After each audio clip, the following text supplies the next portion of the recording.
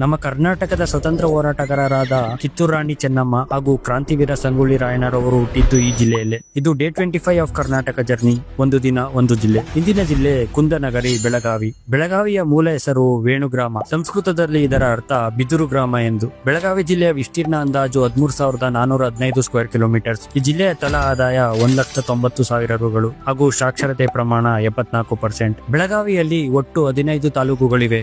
ಅಥಣಿ, ಕಾಗವಾಡ, ನಿಪ್ಪಣಿ, ಚಿಕ್ಕೋಡಿ, ರಾಯಬಾಗ, ಹುಕ್ಕೇರಿ, ಗೋಕಾಕ್, ಮೂಡಲಗಿ, ರಾಮದುರ್ಗ, ಸೌದತ್ತಿ, ಯರಗಟ್ಟಿ, ಬೈಲೊಂಗೊಳ, ಬೆಳಗಾವಿ, ಖಾನಾಪುರ ಹಾಗೂ ಕೊನೆಯದಾಗಿ ಕಿತ್ತೂರು. ಬೆಳಗಾವಿ ಹೆಚ್ಚಾಗಿ ಯಾವುದಕ್ಕೆಲ್ಲ ಫೇಮಸ್ ಅಂದ್ರೆ ಫುಡ್ ಅಲ್ಲಿ ಕುಂದ, ಮಂಡಿಗೆ ಹಾಗೂ ಕರದಂಟು. ಪ್ರಮುಖ ಸ್ಥಳಗಳು ಸುವರ್ಣ ವಿಧಾನಸೌಧ, ಬೆಳಗಾವಿ ಕೋಟೆ, ಗೋಕಾಕ್ ಫಾಲ್ಸ್, ಗೋಡ ಚಿನ್ನಮಲ್ಕಿ ಫಾಲ್ಸ್, ಕಪಿಲೇಶ್ವರ ದೇವಸ್ಥಾನ, ಸೌದತ್ತಿ ಯಲ್ಲಮ್ಮ ದೇವಸ್ಥಾನ, ಕಮಲ ಬಸ್ತಿ, ಮಿಲಿಟರಿ ಮಹಾದೇವ ದೇವಸ್ಥಾನ, ಚೆನ್ನಮ್ಮ ಸರ್ಕಲ್ ಹಾಗೂ ಕೊನೆಯದಾಗಿ ಕಿತ್ತೂರು ಕೋಟೆ ಹಾಗೂ ಮ್ಯೂಸಿಯಂ. ಬೆಳಗಾವಿಯ ಇಂಟ್ರೆಸ್ಟಿಂಗ್ ವಿಷಯ ಏನಂದ್ರೆ ಕರ್ನಾಟಕದಲ್ಲಿ ಅತಿ ಹೆಚ್ಚು 35% ಕಬ್ಬು ಬೆಳೆಯೋದು ಬೆಳಗಾವಿಯಲ್ಲೇ.